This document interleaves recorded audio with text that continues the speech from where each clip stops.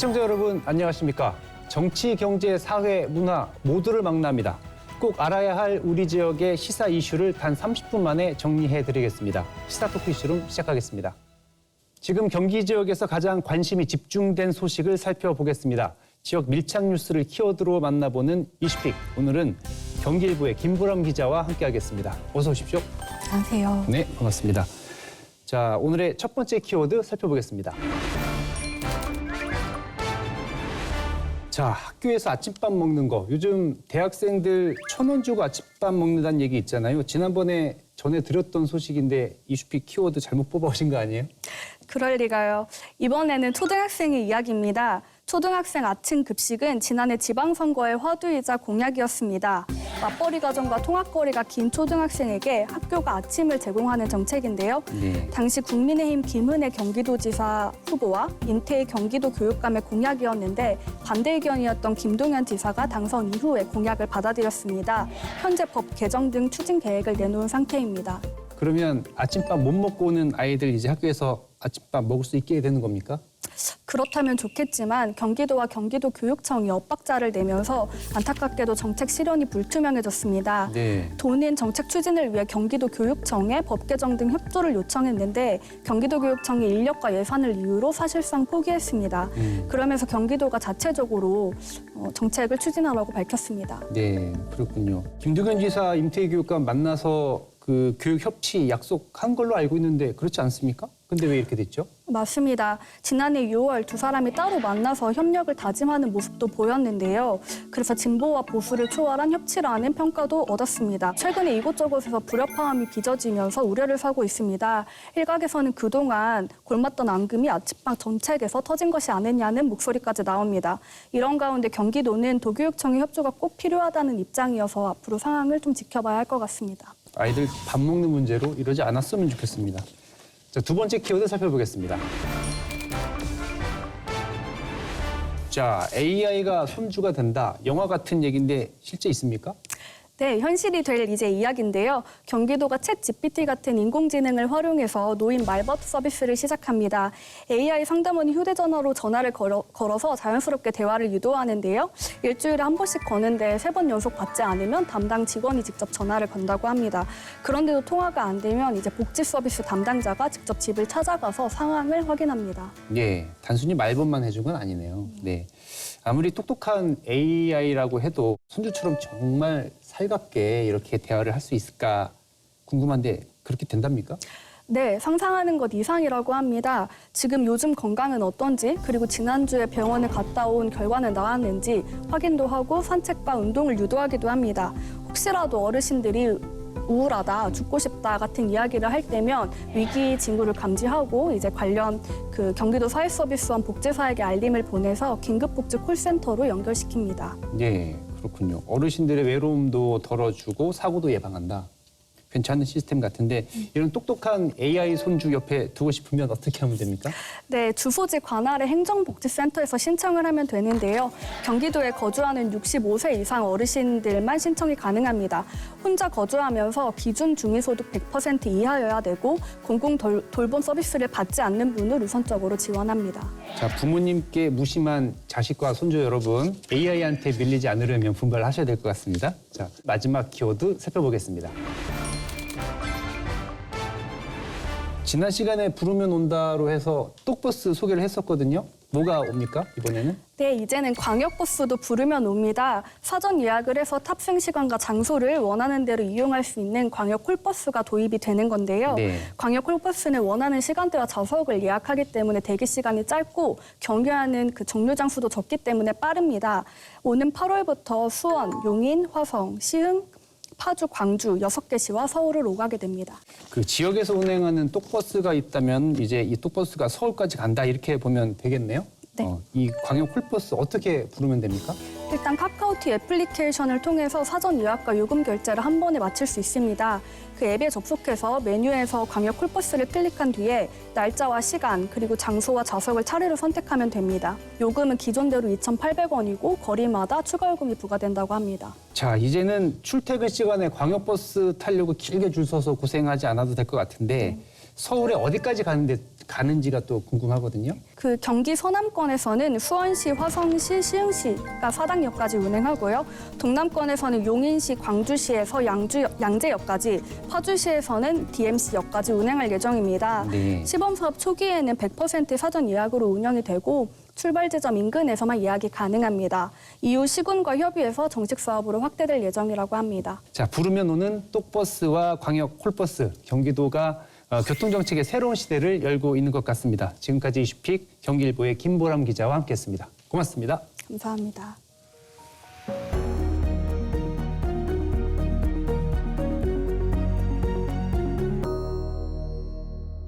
네, 경기 지역의 이슈를 심층 분석해보는 이슈 진단 시간입니다.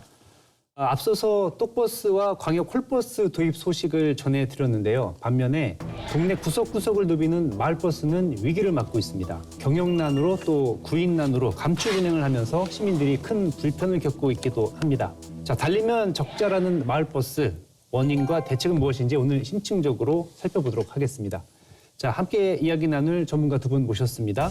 이호원 경기도 마을버스 운송사업조합 전무님, 그리고 김숙희 수원시정연구원 선임연구위원 나와 계십니다. 반갑습니다. 네, 안녕하세요. 네, 무거운 주제로 얘기를 하게 됐습니다. 네. 그 마을버스들이 차량 전면에 현수막들을 내걸었다고 합니다. 현수막에는 연료비는 폭등하는데 버스 요금은 4년째 동결, 또 환승 탈퇴, 뭐 이런 문구가 적혀 있다고 하는데요. 마을버스 고양시 같은 경우에 32%가 멈춰 있는 실정이라고 합니다. 이게 단지 고양시 문제만은 아닐 것 같은데요.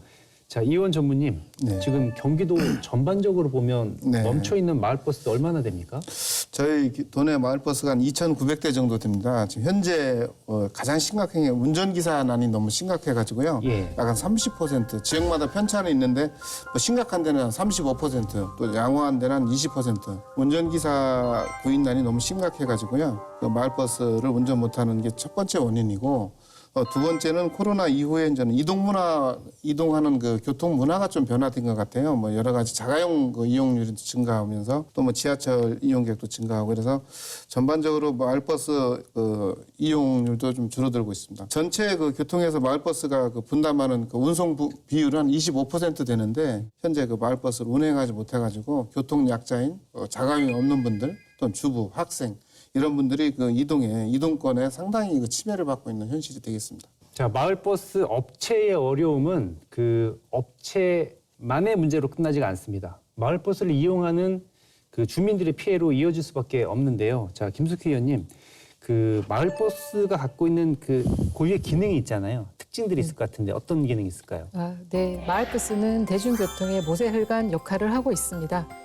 마을버스는 고지대나 외지 또는 가파른 언덕길과 주택가가 밀집돼 있는 대중교통이 닿지 않는 곳, 아파트 단지와 산업단지처럼 지선도로가 거미줄처럼 퍼진 곳을 다니며 대중교통의 사각지대와 중심지 또는 철도역을 연결해 주고 있습니다. 예. 주 이용객으로는 노약자나 임산부 그리고 어린이들에게 주민의 발이 되어주는 꼭 필요한 존재가 바로 마을버스라고 볼 수 있습니다. 집이 멀어. 한참 걸어 들어가. 이거는 도로서라도 이렇게 해서 집 가깝게 내리잖아요. 그래서 그게 편리해서 이거를 20분씩 기다렸다가도 꼭 이거를 타게 돼 있어요. 마을버스가 없으면 이동을 할지를 못하지. 진짜 우리네도 코를 못 불러요. 코를 할 줄을 알아야 불리지. 저는 기초생활 수급자 1급이라 못 이게 겉만 멀쩡하지 난 환자예요. 허리 협착증하고 디스크가 심해가지고 걷기가 힘들어요. 지금 저기서 여기 오는데도 힘든데. 자, 특히 경기도는 지역적인 특성상 마을버스가 꼭 필요한 지역이다 이런 이야기 많이 합니다. 그렇지 않습니까? 네, 맞습니다. 경기도 버스 노선의 약 30%가 차지하는 게 마을버스입니다. 네. 서울과는 달리 경기도는 도시와 농어촌이 혼재하고 있으며 농촌, 어촌, 산촌이 산지되어 있고 인구가 흩어져 있습니다. 그래서 성남시와 같은 경우 강주시나 그리고 용인시와의 접경 지역을 운행하는 마을버스도 있습니다. 예. 그렇기 때문에 도시와 도시를 연결하는 것도 경기도 마을버스의 특징이라고 볼 수 있습니다. 예. 왜 마을버스의 위기가 심화되고 있는지 원인을 한번 짚어보도록 하겠습니다. 그 전무님께서 말씀하신 것처럼 예. 구인난 말씀하셨는데 네. 그 외에도 환승 할인 제도에 대한 문제점들도 제기하시는 것 같아요. 예, 예. 이 환승 할인 제도의 배분 구조가 불합리하다 이렇게 주장들 하고 계시는데 어떤 얘기인지 설명 좀 해주실까요? 네, 수도권 한성 할인 제도는 한성 할인액을 제외한 요금 수익을 각 운송 수단별로 기본 요금 규모에 따라서 나눠지는 구조를 가지고 있습니다. 즉 한쪽 운송 수단 요금이 오르면 다른 운송 수단의 수익금이 떨어지는 체계라고 볼 수 있습니다. 네. 기본 요금 규모가 제일 작은 마을버스로서는 한성 승객이 늘면 늘수록 수익금은 줄어드는 현상을 나타내고 있습니다. 더구나 올 이제 하반기 서울시가 버스 요금을 300원 인상한다는 계획을 발표를 했습니다. 인상이 되면은 서울과 환승 노선을 공유하는 도내 운수 업체의 경우에는 추가 손실을 입을 수밖에 없는 게 현실입니다. 시내버스와 지하철 타기 위해서 이용하는 게 마을버스인데 그러다 보면 이제 환승 승객들도 많을 거고 근데 환승을 많이 하면 할수록 손해다. 근데 이게 도에서 일부 보전해주지 않습니까? 예, 맞습니다. 예. 환승 손실 보전액의 그 문제점은 그 10여 년, 한 12년 됐죠. 2014년쯤 될 겁니다. 그 서울, 경기, 인천에 이제 손실 보전 합의를 했는데요. 네. 그 이후에 그 예산액을 수년째 동결하고 있는 거예요. 손실은 계속 늘어나고 있는데 물가라든지 모든 것은 급격히 상승하고 있는데 애초에는 저희 마을버스도 한 40%, 45% 손실 보전을 받았어요. 근데 계속 그 수년간 예산 동결이 똑같이 되다 보니까 지금은 19% 정도 손실 보전을 받고 있습니다. 근데 시내버스는 약 36%, 지하철은 한 46% 이렇게 해주고 똑같이 동일한 그 손해를 보는데 마을버스만 적게 보전해 주는 것은 명백한 차별이거든요. 이런 모순은 반드시 해결돼야 된다. 저는 이렇게 생각하고 있습니다. 예. 조금 더 이해를 돕기 위해서 손실 보전율이라는 게 손실 본 금액을 전부 보전해 주는 게 아니라 그 중에 20%? 예, 좀 더 쉽게 설명해 드리면 사람들이 이제 지하철을 타고 그다음에 이제 마을버스를 타지 않습니까? 예. 그러면은 사실은 요금을 두 번 내야 되는 거예요. 지하철 요금 1,200원, 그다음에 마을버스 1,300원, 그럼 2,500원을 내야 되는데 시민들께서는 마지막 내리는 그 가장 고가의 요금인 시내버스를 탔을 경우는 1,450원을 결제하면은 두 번을 안 내고 한 번 그거로다가 나머지 회사마다 운송사마다 그 비율만큼 가져가면 손해가 나지 않습니까? 나머지 그 환승에 따른 손실을 보존해 주는 거예요. 정책 당국에서. 근데 그것을 예산의 범위 내에서 해준다 이렇게 규정돼 있고 그 예산을 한 10여 년째 이렇게 동결하다 보니까 그 물가 인상률이라든지 그 손해가 증가하는 만큼 그러니까 20%는 저희 마을버스 업자들 손해를 보고 있다 이런 말씀이 되겠습니다. 그것을 현실화시켜달라는 말씀을 드리는 거죠. 예. 그 차별해서도 안 되는 거죠. 차별은 무슨 근거인지 저는 이해가 할 수가 없어요. 네. 그래서 운행을 하면 할수록 적자다 이렇게 예. 말씀하시는 예, 그렇습니다. 거죠. 예, 예. 좀 덧붙여서 설명해 주실까요? 이제 그 마을버스의 그 운송에 대한 부분들은 표준 운송 원가라는 개념이 있습니다. 이 표준 운송 원가라 하면 하루에 버스 한 대를 운행하는 데 드는 총 비용을 말하고 있는데요. 네. 이 표준 운송 원가는 이 지자체마다 차이가 있습니다. 통행 거리나 운행 거리 그리고 운행 횟수에 따라서 차이가 있습니다. 하성시 마을버스의 경우를 예를 들어보면 이제 표준 운송 원가가 약 51만 5천 원 정도가 되고 버스 한 대가 하루 18만 4천 원 정도를 병당 수입은 한 33만 원 정도라고 치면은 버스 한 대당 하루 18만 4천 원씩 손해를 보고 이제 버스가 달린다는 얘기라고 볼 수 있습니다. 예. 경기도 마을버스의 경우에는 표준 운송 원가가 지역적 차이에 의해서 40만 원에서 50만 원대를 가지고 있는데요. 적자 규모가 다 다르고 그리고 운송 비용, 운송 그 원가가 다 다르지만 달릴수록 적자라는 사실은 공통적인 부분이라고 보실 수 있습니다. 네. 더구나 이제 마을버스의 경우에는 거리 비례자가 이용이 되지 않습니다. 예. 아무리 장거리 노선을 달린다 하더라도 기본 요금이 동일하기 때문에 불합리하다고 볼 수 있고요. 그리고 보험금의 경우에도 시내버스보다 월등히 높습니다. 이는 이제 마을버스의 운영 특성상 이면도로 그리고 가파른 도로를 달리기 때문에 안전에 우려가 된다는 이유에서 이제 보험금의 차이가 상당히 나는 것으로 보여집니다. 예. 위험 요소가 많으니까 보험금도 높게 책정된다 그런 거네요. 구인난 얘기 아까 잠깐 하셨는데 네. 어느 정도로 구인난이 심하길래 차가 멈춰 있는 상황입니까? 예, 이게 사실은 이제 저희 마을버스 운전기사가 심각하다는 것은 좀 알려지긴 했지만 그 구조적인 문제가 있습니다. 버스업계가 그 먹이사슬처럼 제일 그 대우가 좋은 게 공항버스거든요. 공항버스는 인건비가 월 한 600 정도 됩니다. 어바우트 600. 그다음에 서울시가 준공인제를 하고 있으니까 서울시 운전기사들이 한 500 내외, 500에서 550. 그다음에 이제 경기도 광역버스. 그다음에는 경기도 이제 시내버스. 그다음에가 이제 마을버스인 거예요.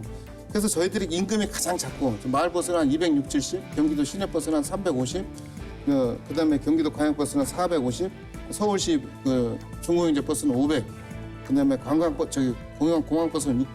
그러니까 전부 다 여기서 조금만 운전해 경력이 쌓이면은 전부 다 급여가 좋은 데로 옮기는 건 뭐 어쩔 수 없는 그런 연쇄 이동이 나거든요. 특히 경기도에서 이제 시내버스 중공영제를 실시한다고 이렇게 발표를 하고 계셔가지고 만약에 그것이 시행되면 중공영제라는 것은 근로자의 처우 개선되는 것이 가장 또 그 핵심 또 사항 중에 하나라서 저희들은 너무 또 안 그래도 지금도 운전기사 확보하기 너무 힘든데 더 그 운전기사 난이 더 심화될 것 같아서 매우 걱정이 심각한 상태입니다. 예, 그 버스 운전 희망하신 분들 녹화하십시오. 너무 기다리고 계시는 것 같아요. 자, 왜 마을버스 타기가 이렇게 힘들어졌는지, 마을버스 업체가 얼마나 어려운 상황에 처해 있는지 저희가 좀 알게 됐는데 어떻게 하면 이 마을버스 살릴 수 있을까 한번 이야기 나눠보겠습니다. 그 첫 번째로 나오는 얘기가 준공영제 이런 얘기가 나오고 있는데 그 업체들은 마을버스도 시내버스처럼 준공영제로 운영을 하자 주장을 하고 있다고 합니다. 준공영제가 되면 뭐가 달라지는 건지 좀 설명을 해주실까요? 네, 우선 준공영제의 개념에 대해서 좀 설명을 드리도록 하겠습니다. 준공영제라 하면은 이제 대중교통에 공개념을 도입한 것으로서 민간 운수 업체의 수익권 공동관리제와 그리고 재정 지원 등을 통해서 버스 운영 체계의 공공성과 재정 지원의 투명성을 강화한 제도라고 볼 수 있습니다. 네. 우선 그 민간에서 운영하면은 돈이 되는 황금 노선만 운행을 하게 되고 비수익 노선은 운영을 꺼려하는 부분들이 있습니다. 그렇기 때문에 준공영제가 되면은 취약 노선을 다니면서 부족한 수익을 지자체가 지원해주는 부분이라고 볼 수 있을 것 같고요. 그리고 무엇보다도 이 서비스의 안전성 그리고 공공성과 회계의 투명성을 안정적으로 운행할 수 있도록 준공하는 것이 준공영제의 핵심이라고 말할 수 있습니다. 예. 우선 그 도내 시내버스의 경우에는 이제 준공영제 노선 확대 그리고 재정 지원에 대한 부분들을 연이어 이제 발표를 하고 있습니다. 하지만 마을버스에 대해서는 동일한 공공 운송 수준임에도 불구하고 시군의 여력에 따라서 처우가 다른 게 현실입니다. 네. 그 지자체 중에 광주시의 경우에는 그 마을버스 완전 공영제라는 걸 한다고 들었는데 그런가요? 네, 맞습니다. 예. 우선 그 지자체 중에서 이제 광주시의 경우에는 수도권 최초로 마을버스 완전 공영제를 시행을 하고요. 그리고 파주시의 경우에는 2020년도부터 마을버스 준공영제를 도입을 했고 올해 6월부터 이제 전면 시행을 발표를 하셨습니다. 그리고 남양주시도 마을버스 준공영제에 대한 전환을 검토 중에 있고요. 그리고 마을버스의 어려움을 이제 극복하기 위해서 지자체들이 준공영제 도입에 대한 부분들은 이제 검토 중에 있다라고 보시면 될 것 같습니다. 네. 지자체별로 편차가 좀 있을 것 같아요. 아무래도 그 원인은 재원? 네. 이지 않을까 싶은데 그렇습니까? 네, 맞습니다. 이 31개 시군의 지자체별로 재정 자립도가 다 다르기 때문에 재정 여건에 따라서 차이가 크다고 볼 수 있습니다. 네. 용인시 같은 경우에는 뭐 대형 회사들이 많이 입주해 있어서 거기서 나오는 세금으로 이제 준공영제가 충분히 도입이 가능하지만 다른 지역의 경우에는 예산이 넉넉하지 않습니다. 어렵기 때문에 버스 준공영제 문제가 다른 정책에 좀 밀리는 부분들이 있어서 운영 체제 자체가 이제 지역 간 또 차이가 있고요. 그래서 불균형으로 인한 문제들이 발생을 하고 있습니다. 같은 경기도 안에서 운행하는 버스인데 여기 지자체에서는 준공영제하고 여긴 안 하고 예. 요금도 다르고 막 이러면 좀 예. 그렇잖아요. 그래서 이런 건 경기도 차원에서 좀 풀어줄 수 있지 않을까 싶은데 경기도의 그 정책 어떻답니까? 지금 이게 좀 딜레마가 마을버스 그 업무 자체가 도에서 시군으로 그 위임된 상태입니다. 예. 그렇다 보니까 사실 교통 분담률은 전체의 한 30%, 또 버스도 한 3,000대. 그 규모나 사이즈는 상당히 그 시군 치면 엄청 많거든요. 시내버스 현실적으로 운전하는 대수는 한 6,500대 됩니다. 그 퍼센트를 보면 약 한 50% 육박하고 있음에도 불구하고 시군에 위임될 때는 이유 하나만으로 도에서 어떤 정책적 플랫폼을 깔아놓지 않는 거예요. 그래서 지금 22개 시군에서 마을버스가 있는데 10개 시군은 어떠한 지원 정책도 피지 않고 있어요. 도 차원에서 기본적인 정책 플랫폼이 필요하다.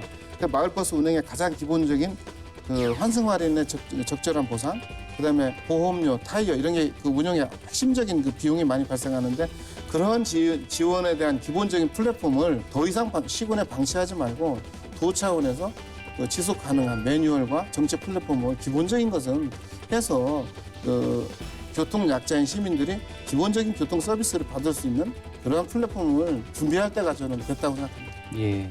경기도의 그 조율 그리고 합리적인 재정 지원 방안 이런 것들 대안이 좀 있지 않을까요? 어떤 것들이 있을까요? 네, 우선 이제 우리가 그 합리적인 재정 지원을 위해서는 표준 운송 원가가 상당히 중요하다고 볼 수 있습니다. 운송 원가를 합리적으로 현실적으로 산출하려면은 우선 그 버스 업체에서도 그 표준 운송 원가에 들어가는 항목들, 즉 인건비, 그다음에 보험료, 그리고 유류비 등에 대한 부분들을 신뢰성 있는 자료를 좀 제시를 해서 이를 바탕으로 운송 수지 분석이 정확하게 이루어져야 됩니다. 그렇기 때문에 준공영제 전면 도입이 어렵다면은 우선 그 해당 노선에 대해서 이제 수익이 나는 노선과 비수익 노선으로 구분할 수 있는데요. 수익이 나는 노선의 경우에는 우선 그들이 운영할 수 있도록 해주고, 그리고 비수익 노선에 대해서는 이제 준공영제를 한번 그 현실적으로 검토할 수 있다고 보고 있습니다. 우선 이제 마을버스 문제를 접근하기 위해서는 마을버스의 그 비용 관점보다는 이제 공공성 확보 그리고 주민의 발 이런 부분에서 예산이 지원이 돼야 되고요. 그리고 교통 약자와 사회 소외 계층이 이제 주로 이용하는 시민의 발인 만큼 최우선적으로 지원이 좀 필요하다라는 말씀을 좀 드리고 싶습니다. 예, 그렇습니다. 그 준공영제나 도의 재정 지원 외에 마을버스를 요금 올리는 방법도 있긴 한데 4년 동안 요금을 안 올렸다고 해요. 안 올리고 있는 겁니까? 못 올리고 있는 겁니까? 요금 인상을 선출적인 시장 군수나 지사께서 하다 보니까 약간 좀 되게 좀 어렵게 생각하시는 면이 있습니다. 그래서 저희는 같이 그 마을버스 요금 책정위원회 같은 거를 신설해서 최저임금처럼 그 선거로 선출되신 분들한테 뜨거운 감자에 관련 비슷한 정책 결정을 요구하기보다는 그 해의 물가 인상, 요금 인상 이러한 것이 객관적이고 투명하게 반영된 그러한 마을버스 요금 책정위원회 같은 거를 마련해서 거기서 객관적으로 그 필요한 합리적인 요금이 순차적으로 인상되는 것이 그 마을버스의 그 어떤 그 운영의 위기를 극복하는 데 큰 도움이 될 거라고 생각합니다. 이런 것 같아요. 그 지자체에서 지원이나 이런 것들은 별로 없으면서 규제만 이렇게 예, 이러니까 맞습니다. 억울하다 이런 말씀이신 예. 것 같은데 근데 사실 대중교통 요금 올리는 건 되게 민감한 문제잖아요. 그래서 이제 서울시도 올해 상반기 인상하려고 했던 거 하반기로 좀 미룬 것 같고 그리고 경기도의 그 버스 요금이 그 서울이나 인천보다 좀 높잖아요. 그래서 지금 이 상황에서 경기도 요금 더 올리자 그러면 받아들일 수 있을까 이런 생각도 좀 들긴 하거든요. 현재 서울과 인천의 마을버스 요금은 지금 900원이고 경기도 같은 경우에는 1,350원입니다. 그렇다면은 수도권에서 경기도 버스 요금이 제일 높다고 볼 수 있습니다. 사실상 요금 인상 부분에 대해서는 상당히 민감한 부분이고 현실적 판단이 필요하다고 보고 있습니다. 최근에는 우리가 공유 자전거나 공유 피해, 즉 전동 킥보드 같은 퍼스트 라스트 마일 기능을 하는 즉 마을버스에 대체를 하고 있는 교통수단이 많이 등장을 하고 그리고 시민들도 많이 이용을 하고 있습니다. 그런 만큼 요금 인상이 오히려 요금가를 불러올 수 있는 부분이 있다고 볼 수 있습니다. 그래서 신중하게 접근이 좀 필요하다라고 말씀을 좀 드립니다. 알겠습니다. 오늘 마을버스 살리기 위한 이야기 많이 나눠봤는데요. 이제 각 시군 또 경기도에 하고 싶은 말씀 한마디씩 하시고 이렇게 정리하는 걸로 하겠습니다. 우리 전무님 먼저 하실까요? 전 마을버스 관련해서 제가 좀 제안해드리고 싶은 것은 크게 세 가지가 있습니다. 첫 번째는 그 합리적이고 실현 가능한 준공영제가 꼭 돼야 된다. 시내버스 중심의 준공영제에서 시내버스뿐 아니라 마을버스까지 포함된 교통 분담률이 40%에 육박하는 마을버스도 그 그림 안에 넣어서 완성된 그림, 완성된 준공영제를 그려주십사 하는 게 첫 번째 당부고요. 두 번째는 도 차원에서 그 지원 그 공동 플랫폼을 마련해서 좀 이렇게 지속 가능한 그런 지원 정책이 항구적으로 마련됐으면 그런 희망이 있습니다.